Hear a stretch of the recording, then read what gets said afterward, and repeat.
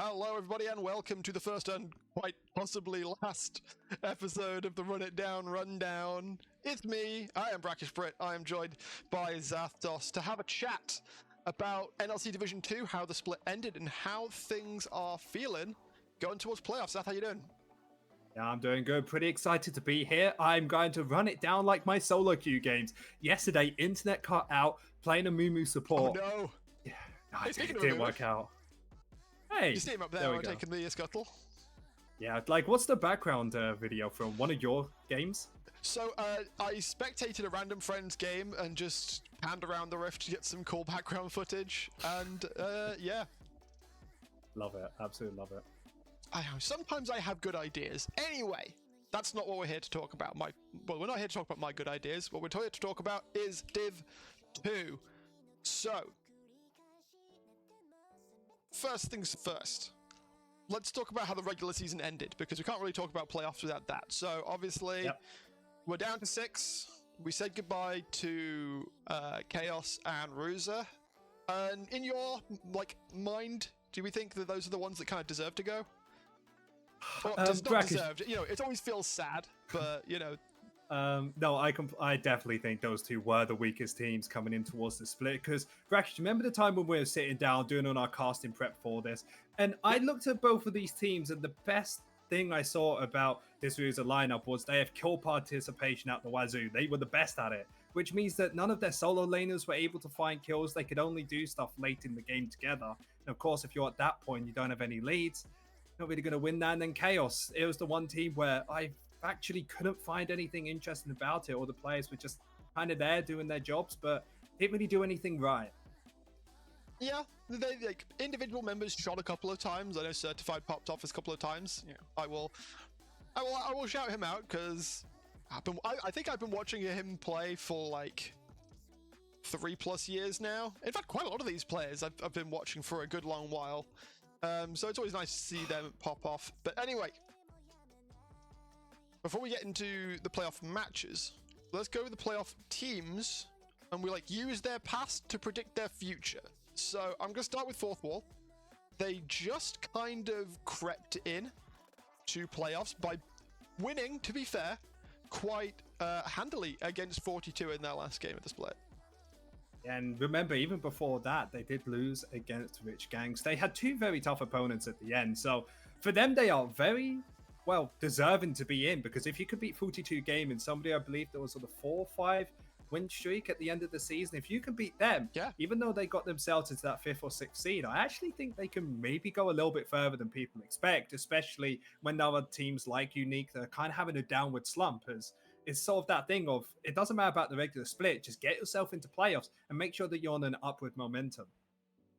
It certainly feels like Fourth Wall did that. Especially, I keep in mind that on Thursday, the penultimate game, even that loss against Rich Gang, it didn't feel too bad. That was the absolute slugfest, wasn't it? I believe it was like a 30-40 minute game, went right to the wire. They had like Yasuo's mids. And that's the one thing that's exciting about the NLC Division 2 is that you have so many weird different champions that came out as you do that. Because, I don't know, when I think about Fourth Wall, I mainly think about their AD carry of, their jungler of Bash, somebody that has done very well for this team. Oh, he was the third most KDAs, second in jungle for damage, kill participation. Zed jungle. That was the game. That's the game we're talking about. Yeah, Slice did some pretty diabolical stuff on that Zed. But 42. But remember why it's picked, right? Theodore. Sorry. Yeah, do you remember why it was picked? It was because of the Xing Zhao jungle. It was meant to counteract that.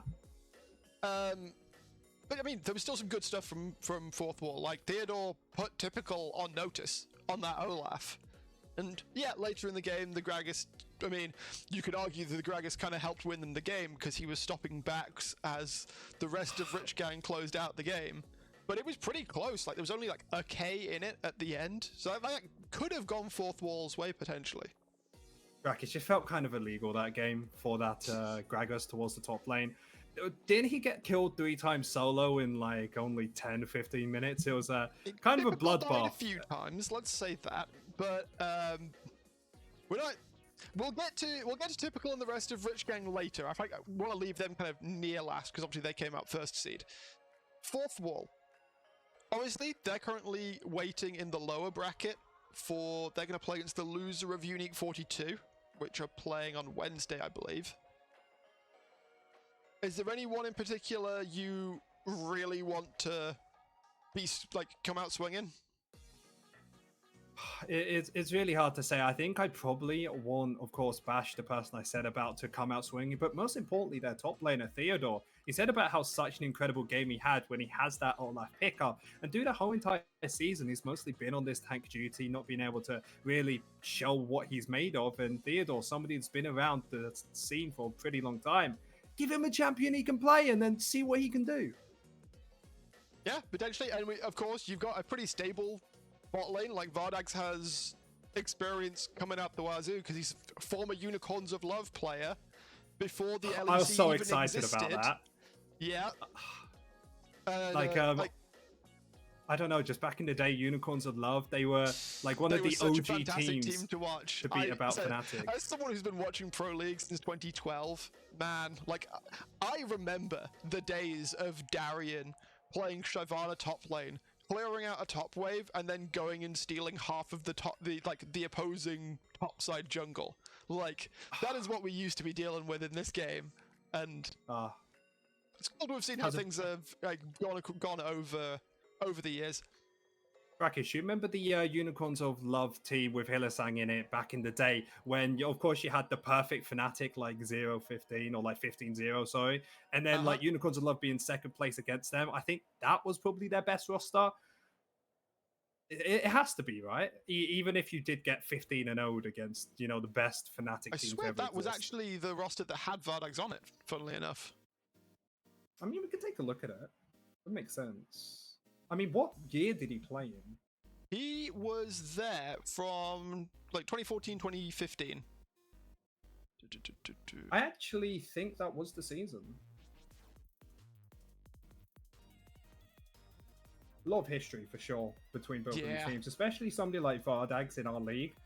It kind of is a breath of fresh air, especially with the team he's on. Is if you have played already in the LEC and at these top flights, there's so much teaching that you can give to other people. And yeah, Vardax was on the team. He was on the team with Fizzes Charchi, Kikis, Power of Evil, of course, Vardax, Hylissang, and then Sheepy, still the coach for, what is it, Unicorns of Love, I think, Sexy Edition. Yeah, he stuck around. Sheepy has been around, again, for a very, very long time.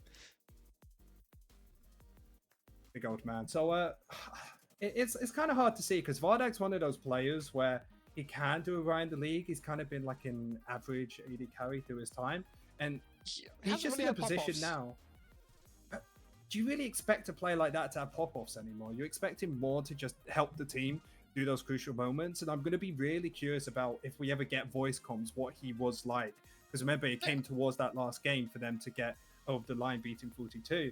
I think he probably played a pretty big role, at least on the talking front on that. I mean, we can't know without having those receipts, so we won't speculate. Do we want to move on to another team? I don't feel like we've put some good time into Fourth Wall, but you know, we got 6 teams to get through. Yeah, plenty of teams to get through. What team is taking your fancy? I chose Fourth Wall, so yeah, let's draft it. You pick one. Not Rich Gang though. We'll leave them till last. No Rich Gang? Okay. How about we go for, let me think, Garden Gaming. Let's go for that one. All right. Yeah. First opinions, straight off the bat. I mean, they're a solid squad. In fact, shout outs to Max, Black Bloxer. He, like, I was like, oh, I know you can't be on the show this thing, but yeah, you've probably got some thoughts. And he really, like, simplified in a way that I certainly agree with. And I think you were on board with too, that we kind of have 3 crazy teams and 3 more standard teams. We have, like, Rich Gang, 42, and Fourth Wall, which is funny, by the way. We were talking about Fourth Wall. In order to get to playoffs, they had to beat one of the other crazy teams, which, you know, when there's variance, that kind of, those things can happen. On the other side, there's Unique, Garden Gaming, and Lazy in Life, who are the less, like, the more controlled teams. But of course, that can work against them if a more a team with greater variance, rolls well. Like I agree at the greater variance point. Garden Gaming, I'm slightly less on because the big thing about variance is plenty of different play styles. But I feel like Garden Gaming have been rock solid on the way they've wanted to play. They've wanted to play for their top laner Uzul, who's always either picked the Been doing Nard, the work. Cassante, or Camille. It's all been about going for that 1-3-1 style. And yes, it's been pretty effective in most of their games. Finishing the split 7-6, yeah, it's decent, and I feel like they're just a slightly above average team. Yeah, I'm looking towards like Squidly's had a couple of good performances, but they kind of just put him on Corky duty a lot of the time, which is I mean, okay. Like, he's had a literally just couple- only Corky. Well, no, he's had a couple of Azir games as well. He is known quite a bit for his Azir. It's Mikkel as well that I would love to see a bit more priority towards. Like I see him like really shine at some point. But They you're just quite haven't right been that playing for him. That's yeah, the thing. Like, a lot of the time, Hellish, Hellish before, now low key, since he's come into the starting roster. Yeah, they do tend to play quite heavily for Uzul. I mean, it's working, but yeah, what I like to say from these more standard teams, if they're worried about being viewed as easily counterable, it's like, okay, cool, well, we'll put our jungler top and, then Uzul can't build a big lead. Then needs to be that Squidly or Mikkel need to be able to kind of pick up the slack and become the main carry. yeah, and when I was looking at a lot of these teams, I think Garden Gaming's are probably the best ones to play around their top laner. And the main reason I say that is their top laner's first for KDA over the whole entire season. There's nobody better than Uzul in the KDA wise. CS per minute is second in top, second overall, and then second in kill participation in the whole split. So it's very clear to see that Garden Gaming have just put everything towards their pocket, and it's kind of hard for them to really change it about and try and give Mikkel a chance to shine because it hasn't ever really been about him with this team. True. No, we'll bring it back to Garden Gaming again because we want to talk about the matchups near the end, I think. So I'm going to take the mic back off you, and I think let's go Unique, because Unique is one of those bigger Unique question teams. marks. Come on, Well, come on! You had the perfect dad pun. Are they that unique, actually? Again, as Blocks has said, they're kind of one of the more standard teams that we have here in Div 2 for so long, and like even towards the last week or so, most people are like, Unique is the strongest team. The data doesn't necessarily support that, though. Man, do you know who I truly believe is the best team now? Because the whole entire way through the split, casting, watching it, I really thought Unique were going to be the ones to win everything. I think 42 has it. I really think 42, if they play the way they are now, has it completely in the bag. That's a bold statement. Numbers, I mean... It's hard. I know it. Like, I just got, when you just have this feeling, like, as a Fnatic fan, like, my feeling's always correct that we lose to G2, and we always do. And I just have this feeling about 42 Gaming that I'm not sure if it's something special, but coming into these playoffs, even though they lost that game against Fourth Wall, I think they can do it. I don't know what it is, because all their players, like, overall have been pretty good. Of course, them not very much are playing around Chrissy. I don't know. I just feel the magic there. You know what? You started on the tangent. We'll come back to Unique in a second. Like, keep going on 42. What makes them so good now? Man, like, the whole thing is, I'm a team that absolutely loves playing around the bot lane. I think the top lane, yes, it could be amazing. Sure, you could get this massive lead, maybe gain yourself, it can be on top lane like Garden Gaming. But there's just something about this AD carry finding those huge leads. Chrissy being first in damage, second in kill share, first in gold. And it feels like if Chrissy plays at the performance he's been in the last couple games, I don't think there's really many AD carries that can try and go against him, except for maybe Deadhound, who is, of course, on the side of Unique. And except for those top two, I don't know. I just feel like everybody just knows how to play around Chrissy, and it just was a little bit of an awkward game. It feels for their last one. Yeah, I mean, I think this is the teams that the negative that I'm coming towards, and I kind of alluded to it with Garden Gaming and Uzul, is that if you're going to always play around one person, then the enemy team knows you're going to try and play around this one person, and I mean, let's say Chrissy picks a less mobile carry or something that might be susceptible to dive. and then the enemy team goes, I bet we're picking like Vi, Ari, and we're just full diving for this one carry. Like there's so many different ways of counteracting. You have the Braum support, you have the of course. I mean, it's just like even the Sejuani right now is just such high priority, and AD carries going all over the map. So I still want to see more Zeri top lane. I feel like there's plenty of different options into these tank matchups where you can just flex Zeri towards the top side, and it just doesn't feel like a lot of teams are doing that. But I'm still sticking by it. 42 got this. So what about the Mighty then? We talked about. I started talking about Unique, and then you. Sorry. I just got so passionate. So we're going to come back into Unique, which is where are they sitting now? Because yeah, end of the split was not as strong. Like, where do you actually rate them right now? So start of the split, first place coming into it, I thought. Finished, of course, in towards that second place. I think they're even like second or third for me because they got too many good players not to talk about. They have like a very comfortable AD carry mid lane duo that have been some of the strongest in the league. I already said a little bit about Deadhound. Dusty, I think, is an absolutely sensational player as well, second in KDA the whole entire way. The only person above him is Lazy and Life's mid laner Piebald that we'll get to later. And when you have an AD carry and a mid lane together, how can you ever go wrong when you have two people that deal the most damage in the game? So if it goes wrong, get to those late game team fights and just let the mechanical skill take over. So you just want to kind of a back to basics from those guys coming into playoffs? Like, let Dusty, let Deadhound just become big and then front to back?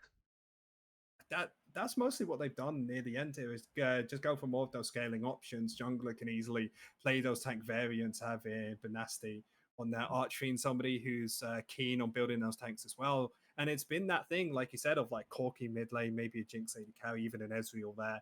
Just get them something that can scale. Then? And that's the thing I want to talk about because I think they might. Because what have they really changed during that whole entire split from the start to now? It feels like we're just watching the same team over and over and over again. Maybe. Let's take some leaves out of the 42 playbook then. Maybe go a bit crazy. Like, obviously, the enemy knows how you're going to draft, but they can never fully anticipate how you're going to play until you get onto the Rift. So yeah, maybe Unique could learn something from some of these more crazy teams. I still think that has to be the finals now. Like 42 versus Unique, two of the strongest teams. If they keep playing like they do, probably like a 3-2, maybe a 3-1 over towards the side of 42. I think it's going to be really close between these two.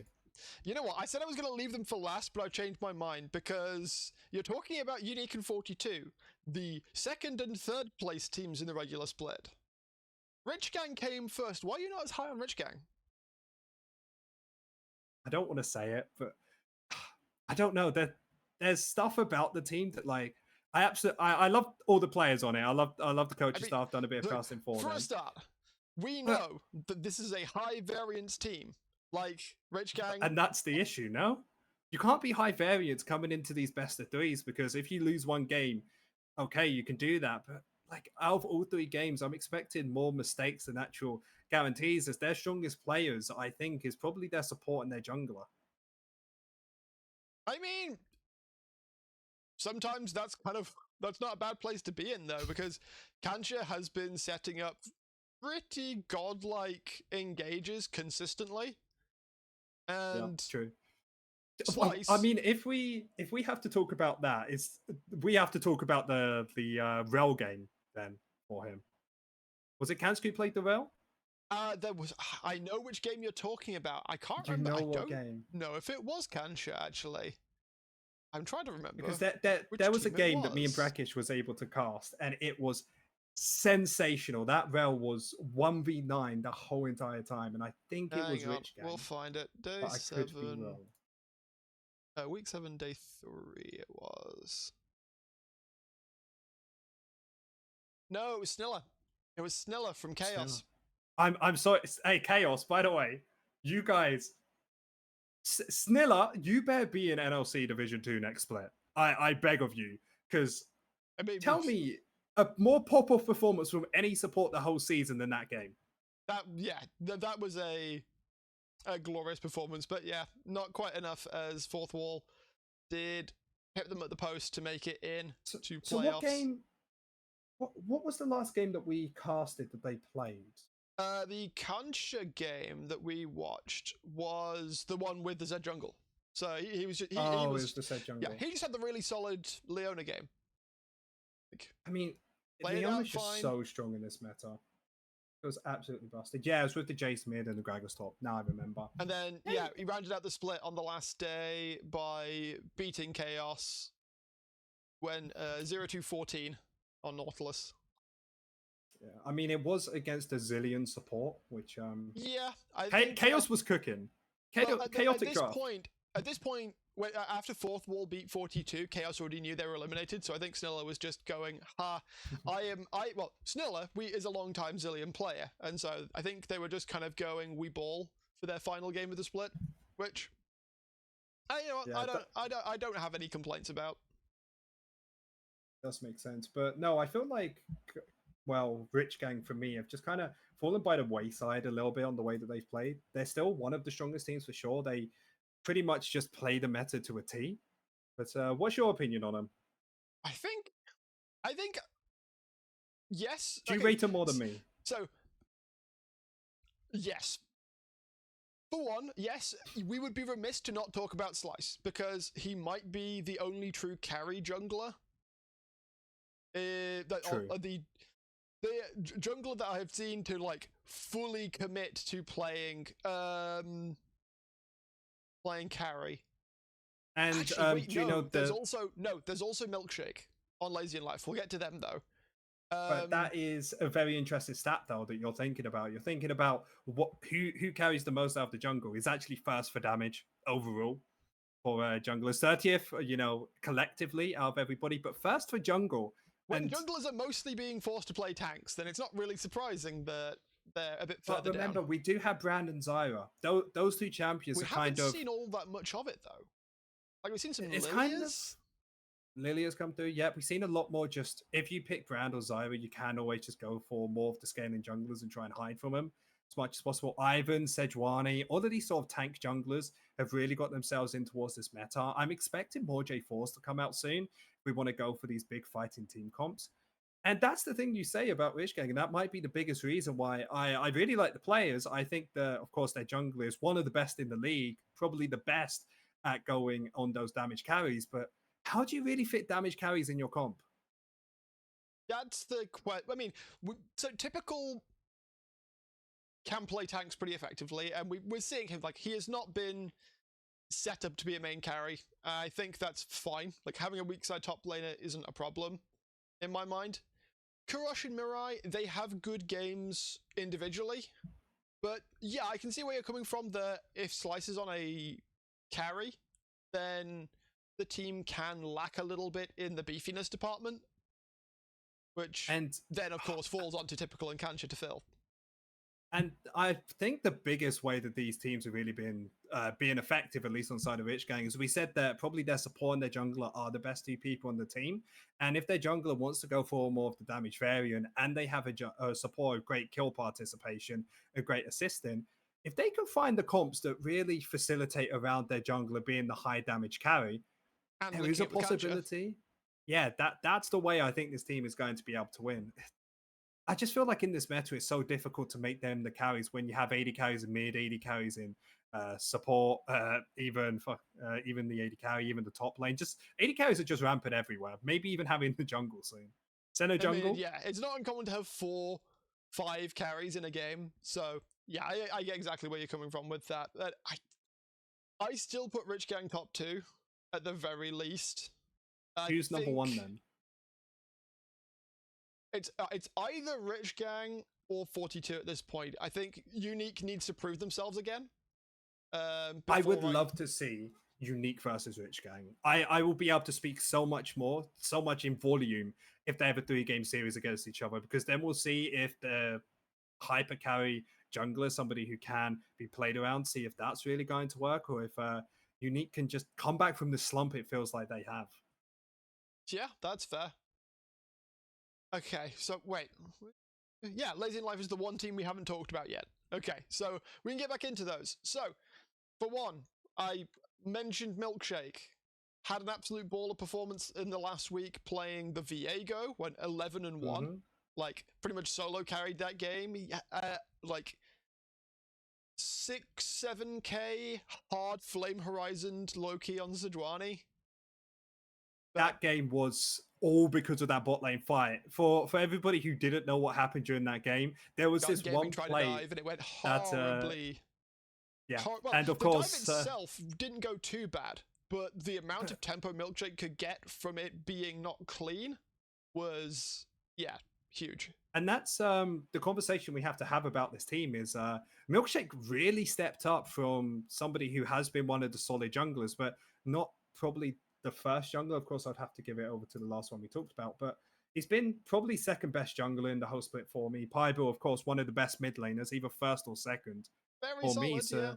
So, and it's hard to say because either they try and put Viego again and facilitate it with a mid laner that can play around it. And if they play around this 2 versus 2, I'm starting to see this really nice formation for how Lazy in the Life can win their games, where they just have a top laner who's safe, bot lane that can sail up very well, and just play for this mid lane 2v2. If they can get their support in there as well, I actually think Lazy in Life could be maybe a dark horse here for being one of the strongest. Well, I mean, with that and all of the teams sort of briefly summarized, should we dig a little bit into this week's games? Because obviously we've got 4 matchups to talk about. Tomorrow, which as far as I'm aware, or whenever this comes out, on Tuesday, the 6th of August, Rich Gang are playing against Garden Gaming in the first best of 3 match of playoffs. Let's go with that. And I believe I'm going to be casting it as well, based on what we're working with thus far. See, so we're doing your casting prep now. Getting you ready for it. Yeah, I guess. We ball. You know what? Let's come at this from the opposite angle. One, do you think this is a 2-0 Rich Gang? And 2, if not, why? Can Oozle do enough? That's what's going through my mind. Is Rich Gang just collectively a good enough team to shut down Oozle? Because so we've seen that Typical is exploitable. Because yeah, you remember that 100%. Gragas game? Like, he did not have a good time in that game. In his last game, he had a better showing, playing Cassante, just had a pretty solid game, went sort of kind of even-ish with Neowis of Chaos. You just have to think about the top 2v2, if you're honest, about this, of Typical versus Oozle, because Typical, remember, played against Theodore, the, of course, top laner for 4-4 against Rich Gang. 4-4, you know, Theodore, a great top laner, but not statistically as good as, of course, Oozle. So if he's already having difficulty in that 1v1, and now it's even harder, I want to see if either they're just going to try and give him a very safe pick to try and go against Oozle, or if they're going to try and play around it. If we're talking about the 2v2, it suddenly becomes Oozle versus Slice, because I think Loki is like a solid player, but he's not a standout in the similar way that Typical kind of isn't a standout. And then it becomes these sort of title players for these teams of Slice versus Oozle. How do you think that goes down? Well, of course, Slice, one of these people who likes to go for more of the damage-oriented fight. They like to try and scale a little bit more towards the early game, which actually gives Loki an opportunity to maybe get some early ganks going on. Because when I'm thinking about Slice, I'm thinking, something that wants to scale more, right? And because of that, if they're able to find early game leads onto Oozle, maybe they can snowball that out of control. So this whole entire time is going to be about this top lane 2 versus 2 of can Loki help Oozle become this unstoppable threat in the side lane. And even with Rich Gang, they're known for taking a little bit of time to finish off their games, right? Like to sometimes make a blunder in towards the mid game, and then it gets towards the late game, and then that's when I feel like Oozle is able to shine. So I think it's probably going to be 2-1 to Rich Gang, but I definitely think there's going to be a game there where Oozle just pops off, gets completely out of control, and just takes over. Certainly could happen. I also now realize that for the entirety of the recording thus far, I haven't had the background music on. Oops. Just add it in the background at the end. I don't want to do post editing. Man, I gotta get watch this out. YouTube videos. I'm working on a schedule, my guy. Man, I will do it for you. Just send me the recording. I'll add music in the back. It's fine. I got it running now. They can do without. But what's your opinion, though? Because I think it's 2-1. Rich Gang, I think they do have enough about themselves, especially in the other lanes, to get them. Man, you can't be top 3, top 2, and not get through the first round. No way. That's the logic I'm thinking at. I mean, I feel like Rich Gang are favored. I think. Yeah, they have to be. I wonder if Garden Gaming comes out and steals game 1, and maybe that kind of. I still think Rich Gang win, but I feel like if Rich Gang wins game 1, then it might just be a 2-0. Yeah, 100% agree. I think 2-0 if they win the first game. And if they lose the first game, I think we might actually have a series on our hand because they'll probably get caught out by some unique trick of course, the opposite team. But I think there's going to come a point where all of them kind of just lock in, say, okay, guys, we're done losing. Let's get ourselves back into this. Yeah. And then the loser of that is going up against Lazy in Life on Friday. We can't obviously I feel like we're gonna have more to say about that, so maybe we do like a mini rundown after Tuesday, Wednesday's games of the lower bracket ones. And the quick thing is, if Garden Gaming lose, there's going to just be a rematch of what we had, the game we casted. Yeah, Garden Gaming versus Lazy in Life. Going to be interesting, but no, 100%. We'll take a little look at that later on because we can actually. It would actually be really cool if we got little clips of that game, if that does happen. See the differences between both of the teams coming in, because most teams usually do have so much learning, so much growth at the start of the split. Then midway through to late game, a lot of the teams kind of like taper out, stay about the same. And there's only a couple that have had massive struggles to really break through and become amazing teams, while the playoffs is the only opposite time where teams really step up the gas and try a lot harder, it feels. Yeah, I agree with that. I think that's it's just a solid sort of position to be coming from in general. Accountability. Yeah, well, is that exactly. sort of like a threat of like, oh, if we lose now it's over, compared to when you're in that regular split, you lose that one game to like a middle of the pack team, you're top of the pack. It's all right. You can lose one, you can lose two. Oh no, what a shame. Oh no, guys, sorry, I threw top lane. Oh no, it's not like we have 8 more games to make it back. Yeah, so, now this is kind of the where we'll really see what the teams are made of, I guess. 100%. What game are we going to talk about next? Well, since we're not worrying about the lower bracket just yet, the only other match, which is Wednesday, Unique versus 42. Now, 42. I was shocker that you would ever possibly have that opinion based on what we've been talking about. It's really sad because it's like I love all the players equally. This isn't even a bias. It's just bias because of gameplay. There's something with 42 Gaming. I don't know what it is. It might be Chrissy. I think it's probably definitely Chrissy. Man, I think he's so good. But yeah, I think it's going to be definitely close. And I really think it's just going to be a rematch later on for the finals. So how do you think the series is actually going to go, though? Do you think it's 2-0 territory, or do you think now that we're in the best of Uniques, potentially going to have more space to work with because you get the beginnings of the sort of series drafting kind of environment? I think it's going to be either a 2-1. I don't think this series is at all going to be a 2-0. The only main reason for that is Unique in this late game have Dead Hound and they have Dusty in the mid lane. I think they will just win out on those team fights because of how amazing those two players are able to combine together with that full team. So I don't... The big thing about Unique is I don't think they have enough early game aggression. I think that they scale amazingly into the game and they've kind of just lent on that for so long that now they're in a position where if they don't get a lead, I feel like 42 are just going to run away when they have Valbeef and then, of course, JJ, Chrissy, people who can take this lead and kind of run with it. So, for not fourth wall, 42, or wait, no, Unique. What do you want to see, and out of whom, for Unique to kind of gain this early game?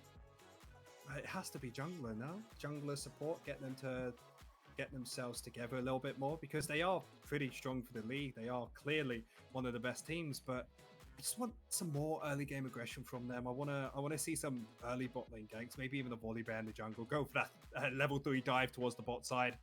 That's always fun. And one thing I've learned about myself is I'm very much biased towards teams that are, a bit more wild, a bit more crazy. People that just want to get stuff going. I mean, looking at the data I see here, Unique's last game against Lazy in Life was not terribly close. I'm not gonna lie. It was a 26-minute game, 37 kills to 14. We got Dusty 12-4 on Zeri, Deadhound 14-2 on Ziggs, and Balanyasti just kind of rocking out 4-0, 13 on Poppy. So like, we're seeing some proactivity coming in.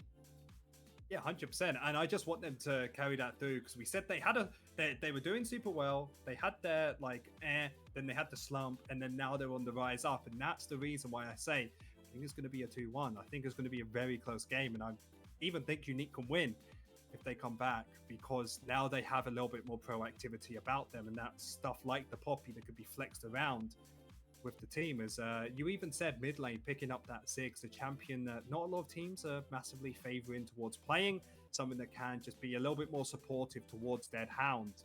And I feel like if Unique wants to win this game, I really want to see a lot between Chrissy and Deadhound towards that bot lane. I want to see a lot of tension from both of these teams. It also really depends on what kind of picks we see. I still think you just play for bot lane. Like, your top laners are good at tanks. Your mid laners can play more supportive. Even with that Ziggs towards the mid lane, towards the bot lane, it gives so much.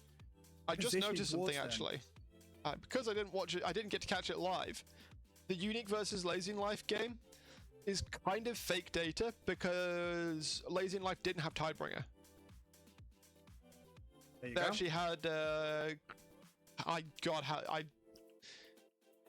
Krytabu, I think I don't know how it's specifically pronounced. I haven't covered him much. But yeah, they had him subbing in an ADC, and he played Brand bot lane.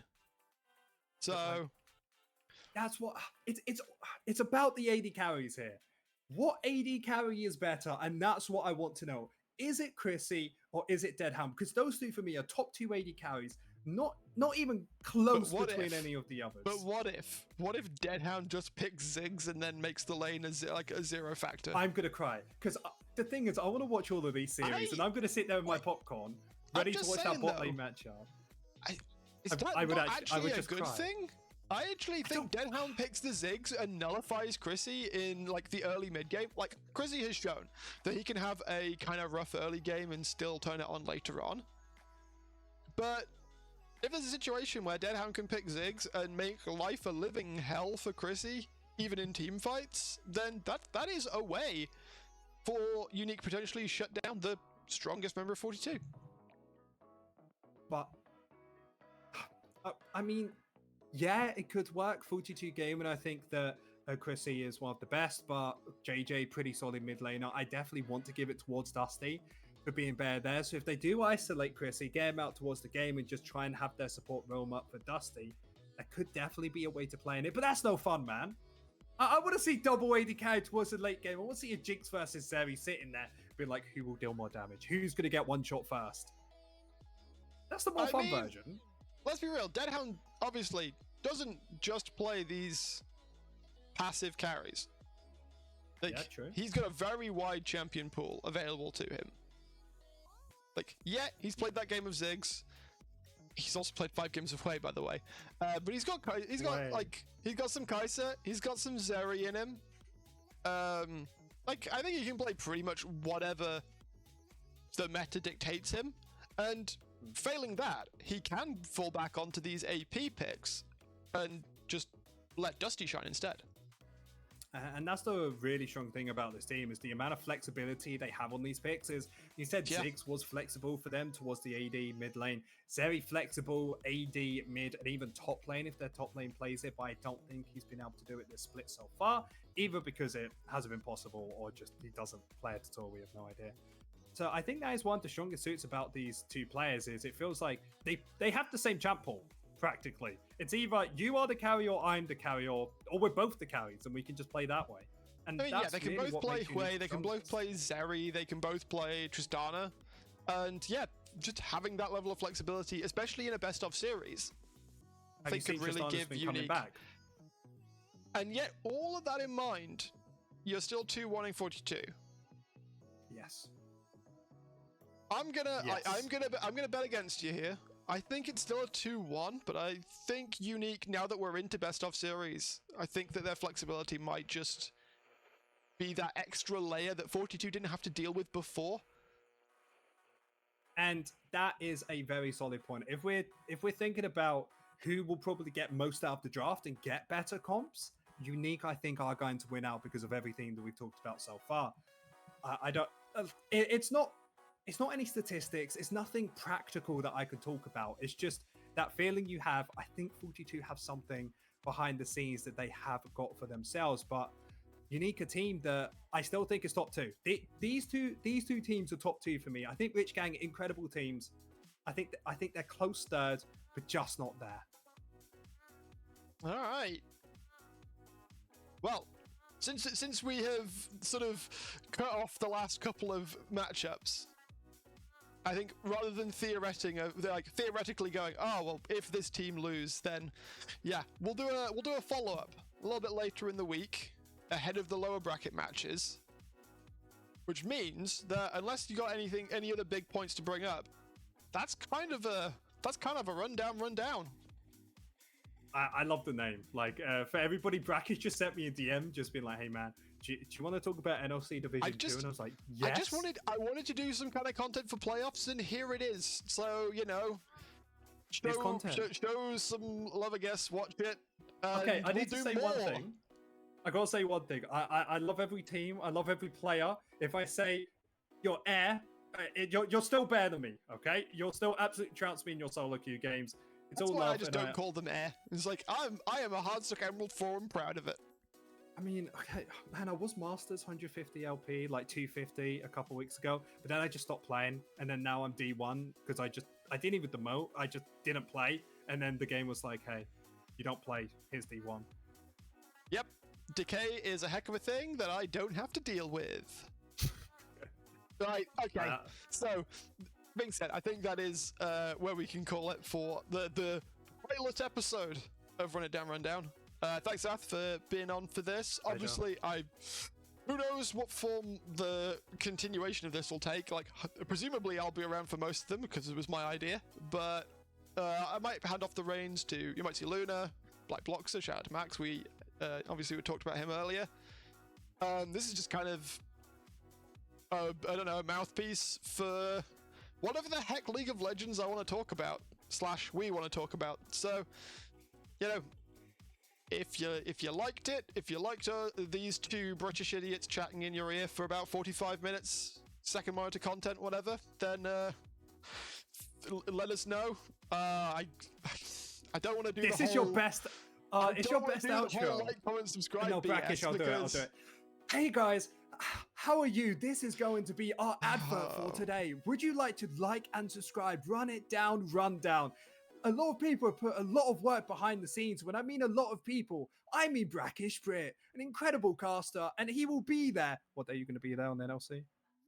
Tomorrow. And he'll be there tomorrow or today or whenever. Brackish, please bring this up today. I hate to say, I'm gonna put you on blast so hard right now. When you're doing that voice, you sound like an Asda version of Mr. Beast. Okay, that we're calling it, everybody. All Mr. Beast stuff coming out. I'm not him. I'm not his child. I don't look like him. I've had this every. I go to Spoons and people say it. People just like, hey man, it's Mr. Bro, Beast. I'm so sorry. I didn't realize that was an actual thing. Trust me, if I get a bit here, it's over.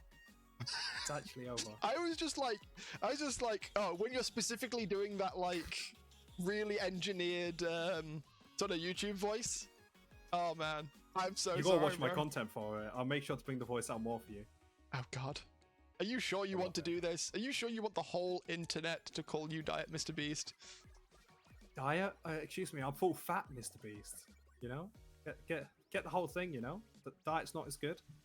I mean, at this point, right, Brackish, you just kind of accept what you get given. Fair enough. I mean, I've been called all manner of things in my time. You just kind of roll with them, don't you? Anyway, we are rambling now, so I'm just gonna press this button here. I will press this button in a second. Do you want to say anything like last thing before we finish? Before we wrap up? No, wait. Tell me what you told me about the chili incident. Oh, Brackish. So for everybody who doesn't know, Brackish before it was like, oh, we got to have a zinger of a line to get into this. I'm going to ask you about the meal you cooked your family. We're real people. Oh, wow, you know, yeah, we are. So for everybody, if you ever want a chili con carne, I can cook it for you. I'll show you the book I got the recipe from before we go off this. It's a YouTuber man called Giovanni. Yeah, he's great. He has a really good recipe. He followed the guy from The Office. I can't remember his name, the guy that made the big chili. My family got the whole bowl, tipped it over. They enjoyed it that much, so call me Master Chef, Mr. Beast. Nice. Well, that's gonna do it for us from Chef Zath and me. I don't know, just me, just me, another really. 5 minutes. No, we're gonna go now. All right, say bye, Zath. Are we? Goodbye. Goodbye, everybody. Have a good one, and check out NLC Div 2 coming to you starting the 6th of August.